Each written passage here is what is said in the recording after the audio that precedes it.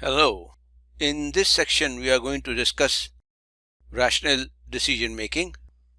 Once useful information is gathered, decisions need to be made. These decisions will guide the business.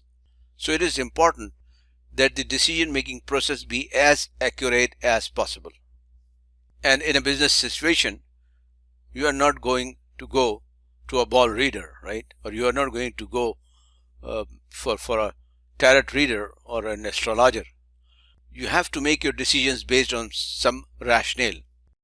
What is decision making? Let's first define the decision. A decision is a choice made between two or more available alternatives. And when we say decision making, we mean to say the process of choosing the best alternative for reaching your objectives or goals. There are two ways decisions can be made: intuitively or rationally. Thanks for watching. If you want to learn more, click the link below in the description box.